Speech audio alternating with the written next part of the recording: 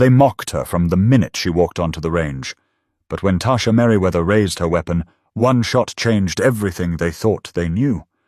The gravel crunched under Tasha Merriweather's boots as she stepped out of her car, clutching a modest gear bag against her side.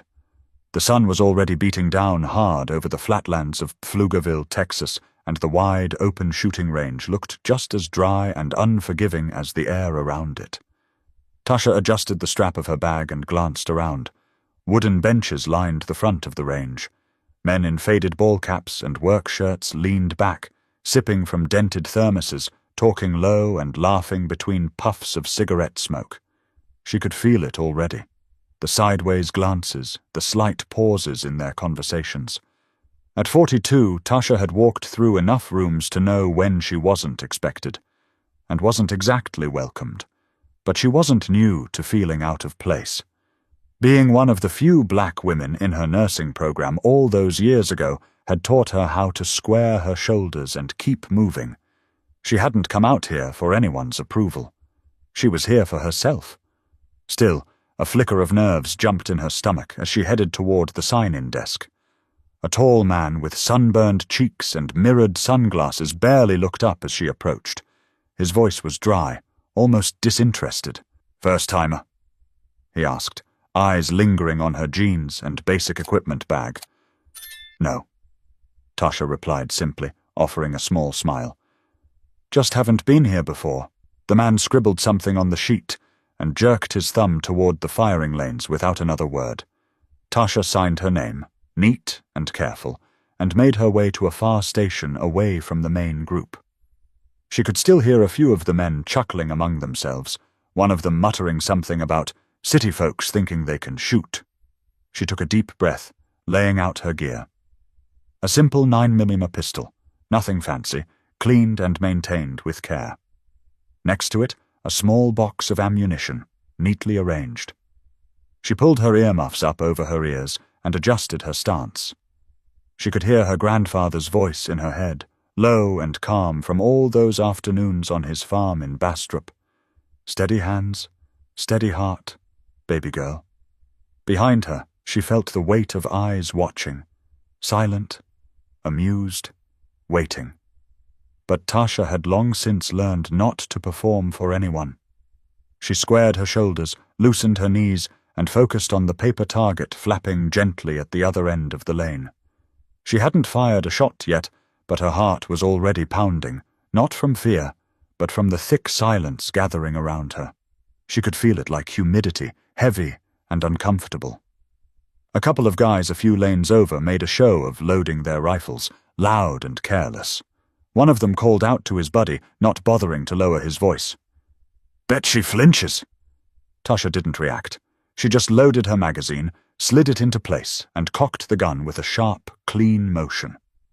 The sound cracked through the air, cutting across the low laughter behind her. She set her feet, took one long, steadying breath, and raised the pistol. No one was laughing now. Out of the corner of her eye, she caught a few heads turning fully toward her, some still grinning, others leaning back with crossed arms, ready to be entertained. But entertainment wasn't what Tasha came here for. She came to remind herself of who she was, and maybe, if they were paying attention, she'd remind them too. But Tasha hadn't pulled the trigger yet, and what happened next would leave everyone on that range remembering her name for a long time. The first shot cracked through the air like a whip, sharp and clean. For a fraction of a second, everything seemed to stop. Conversations cut off mid-sentence. Someone's thermos clattered to the ground. Tasha lowered her arms slowly, feeling the controlled recoil settle back into her muscles. She glanced toward the paper target, just to confirm what she already knew. Dead center. A clean hole, right through the bullseye. The range officer, the man with the mirrored sunglasses, lifted his head fully now, his mouth parted slightly, just enough to show a flash of teeth. For a moment, no one said a word. Then a low whistle from the far end of the bench line, followed by a muttered, "Damn." Tasha reloaded casually, acting like she didn't hear it. She could feel the shift, though, a slow pulling back of assumptions, like a tide retreating. Some of the men turned back to their gear, pretending to be busy, but their shoulders were stiff, their movements rigid. Others stared openly, arms crossed, eyes narrowed with something that looked less like amusement and more like something else. Curiosity, maybe even respect. But there were a few, a small knot of 3, who weren't ready to give anything up. Tasha could hear them chuckling low, shaking their heads. "Fluke," one of them grunted under his breath. "Anybody can get lucky once." Tasha smiled to herself, the corners of her mouth tight with patience. She reset her stance without a word, focused on the next round. Another sharp shot, another dead center hit, almost touching the first. And another. And another. The paper target swayed slightly with each impact, the holes nearly overlapping into one ragged black scar in the middle of the sheet. Tasha didn't rush. She took her time, breathing evenly, hands steady, body loose but anchored.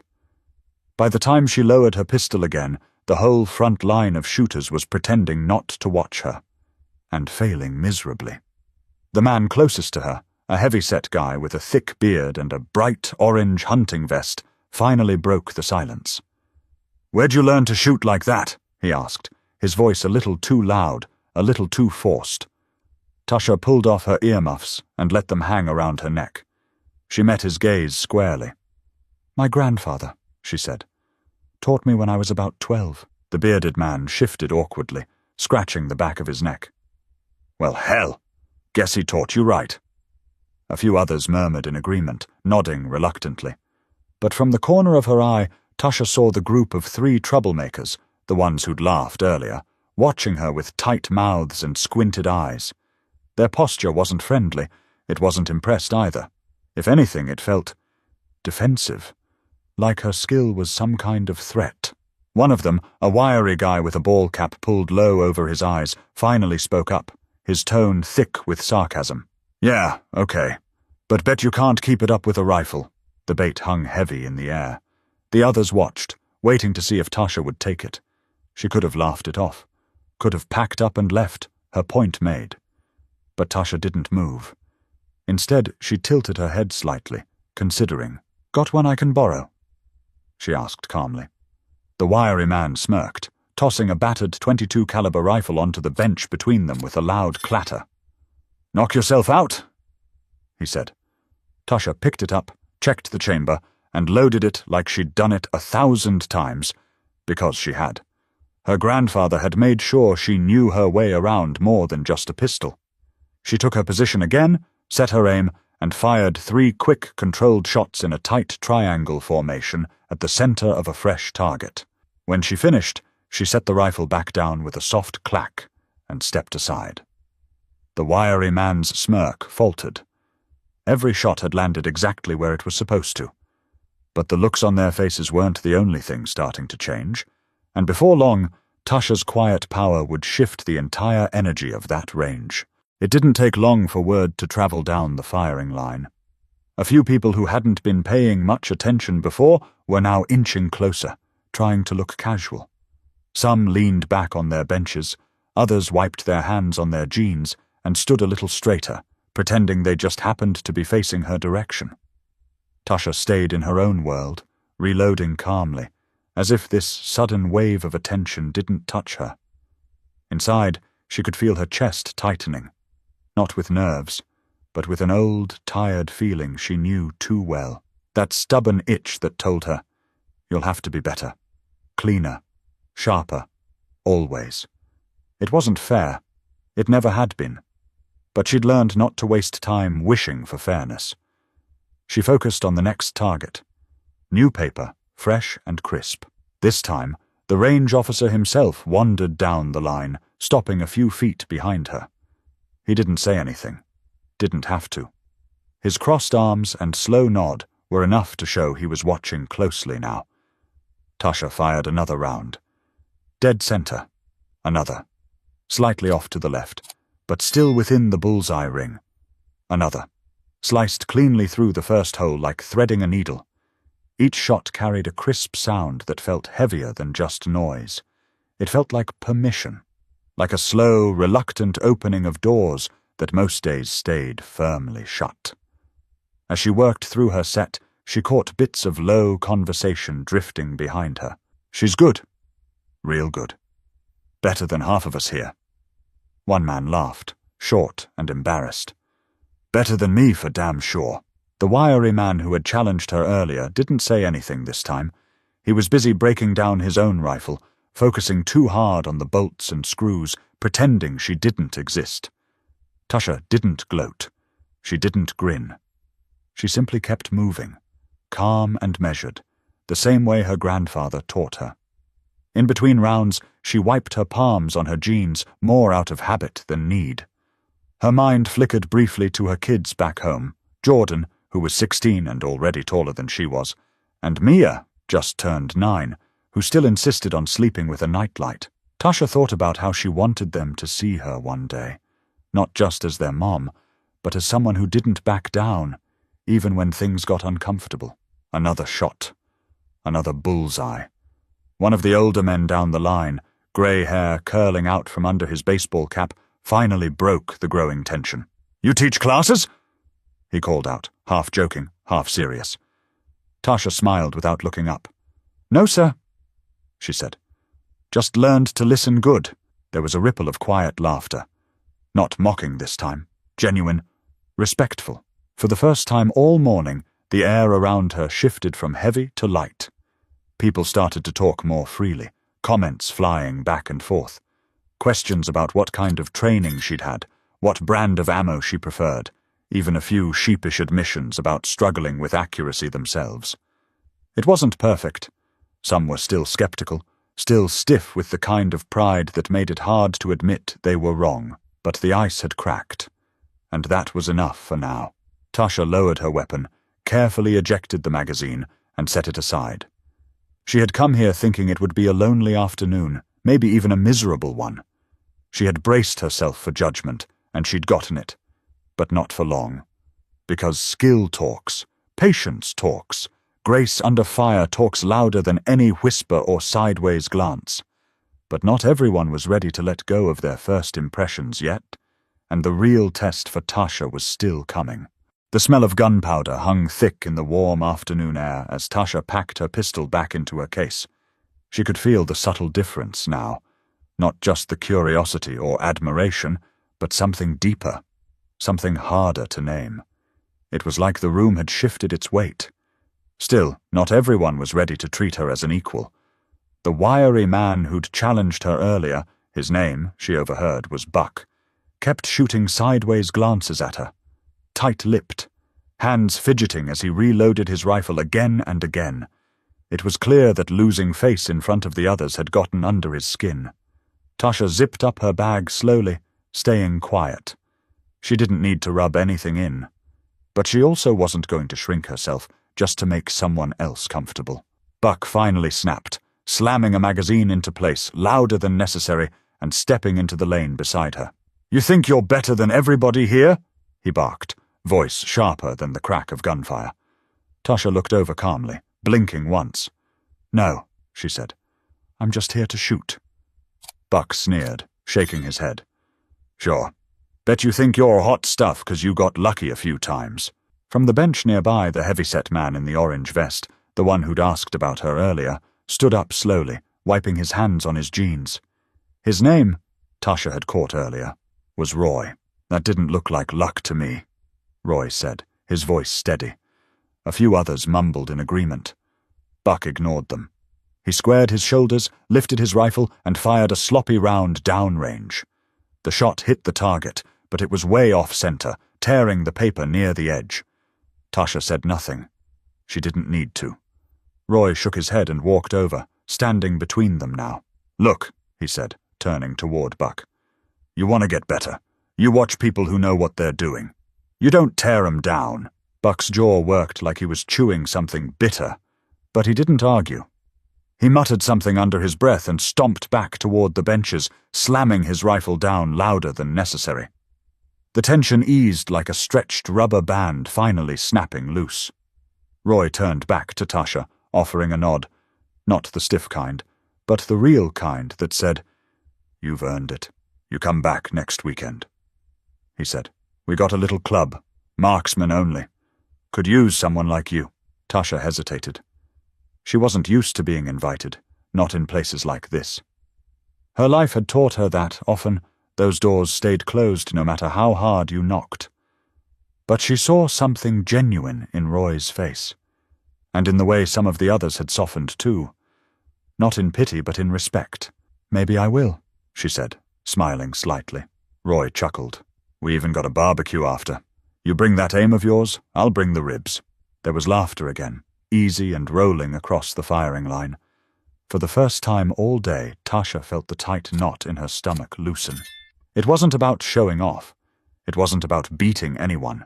It was about standing firm in her own skin, knowing she had nothing to prove, and yet proving it anyway, not with words, but with action. She picked up her bag and slung it over her shoulder, catching a few lingering looks from others as she walked past. Not the curious or skeptical looks from earlier. Not the mocking ones either. Respect. Simple, earned respect. As she loaded her gear into her trunk, the sun dipping lower in the sky behind her, Tasha thought about how quickly judgment can turn into admiration when you refuse to shrink yourself to fit someone else's idea of who you're supposed to be. But before she could leave for the day, one more unexpected encounter would seal the lesson she hadn't even realized she was teaching. Tasha was wiping dust off her windshield when she heard footsteps crunching the gravel behind her. She turned casually, half expecting Roy again. But it wasn't him. It was one of the younger guys from the range. Tall, maybe mid-20s, with a crooked ball cap and a sheepish look that didn't quite fit his earlier smugness. His hands were jammed deep into his pockets, shoulders hunched like he wasn't sure if he should even be walking over. Tasha kept her expression neutral. She wasn't about to make this easy for him. He stopped a few feet away, rocking back on his heels. Hey," he said, scratching the back of his neck. "Name's Logan." Tasha nodded once. "Tasha." He hesitated, looking down at the ground, then back up at her face. His voice dropped lower, almost embarrassed. "I just wanted to say, you're really good, like seriously. Best shot I've seen here in a long time." Tasha crossed her arms lightly. "Thanks." Logan shuffled his feet, kicking a small rock aside. "And, he added, voice even lower now. "Sorry if me and the guys were, acting like jerks earlier." He glanced around like he was hoping no one else could hear him. Tasha studied him for a moment longer than was comfortable. She wasn't interested in punishing him. She wasn't even angry anymore. Mostly she just wanted him to feel what it meant to show up honestly, even if it was messy, even if it was late. "It's easy to laugh when you don't know somebody," she said simply. "Harder when you have to look 'em in the eye." Logan nodded quickly, almost grateful she hadn't made it harder than it already was. "I guess," he said. "Just thanks for showing up. And for not, showing off about it." Tasha almost smiled. Almost. "Wasn't here to show off," she said. "Just here to shoot." He gave an awkward little laugh, nodding again, then backed away, almost bumping into his own truck in his hurry. Watching him go, Tasha felt something she hadn't expected. Not pride exactly, but something like hope. Maybe small moments like these mattered more than the big ones. She climbed into her car, the leather seat hot against her back, and sat for a moment before starting the engine. Across the lot, Roy and a few of the others were packing up too. She caught Roy's eye.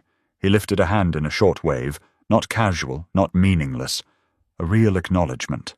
She lifted her fingers slightly in return before pulling out slowly, the tires crunching on the gravel. As she turned onto the highway, the range shrinking in her rearview mirror, Tasha thought about how quickly opinions could change when someone had the courage to show what was true. Not just for a second, but over and over again, without apology. Respect wasn't something you asked for. It wasn't something you demanded. It was something you built, one brick at a time, even when people were determined not to see it. But there was still one more voice waiting to catch up with her. A voice that would leave her thinking about this day long after the dust had settled.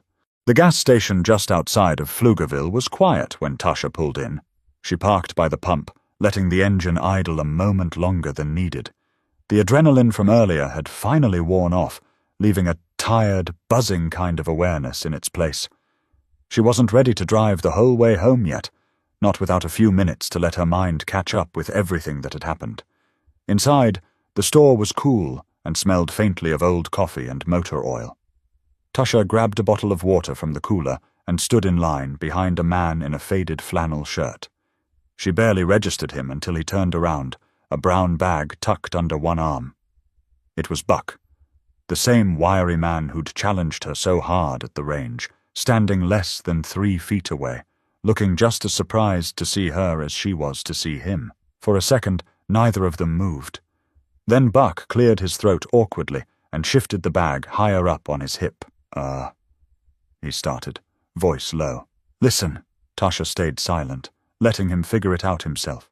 Buck took off his ball cap, running a hand through sweat-flattened hair. His face looked different now.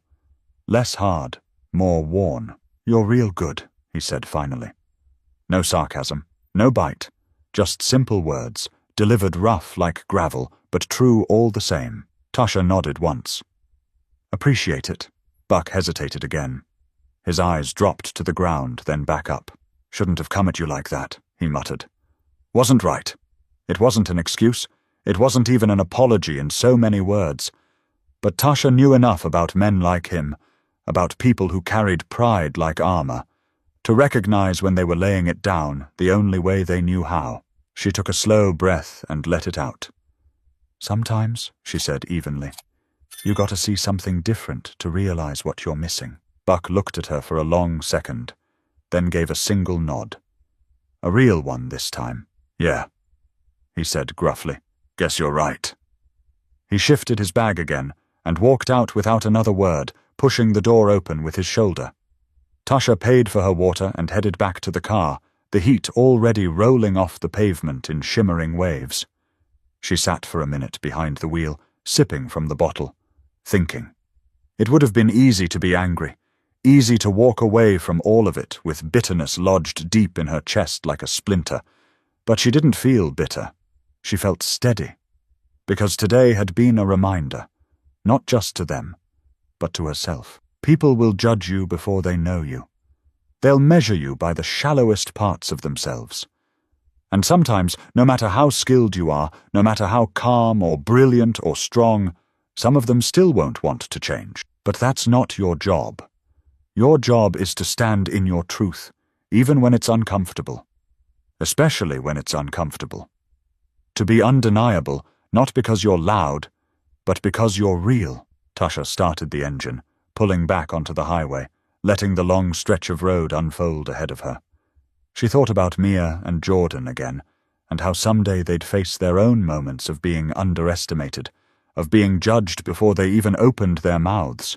And she hoped they'd remember, not to fight for approval, not to bend themselves out of shape for acceptance, but to do what needed to be done with steady hands and a steady heart. But before Tasha's day officially ended, she still had one more decision to make, one that could turn today's lesson into a lasting legacy. The sun was dipping low when Tasha pulled into her driveway back in Taylor, Texas. Her neighbor's dog barked lazily from across the street, the air still heavy with the thick, slow heat of late afternoon. She sat for a moment, hands resting lightly on the steering wheel, staring at her small, tidy house, the porch light already clicking on automatically as the sky turned a softer blue. The events of the day replayed quietly in her mind. The snickers, the stares, the doubt thick enough you could almost taste it. And then, the shift, the crack in the wall, the quiet, reluctant respect. It would have been easy to chalk it up as a one-time thing. Just a few guys at a range who didn't know any better. But deep down, Tasha knew better. This wasn't just about shooting targets. This was about standing in front of judgment, in front of small-mindedness, fear, and assumptions, and refusing to shrink. It was about showing up, steady and sure, until there was no room left for anyone to pretend they hadn't seen what was real. She thought about Roy's invitation again. The Marksman Club. The chance to come back next weekend, not as a stranger, not as someone to laugh at, but as someone they would have to take seriously. She hadn't given him an answer at the range. She hadn't needed to.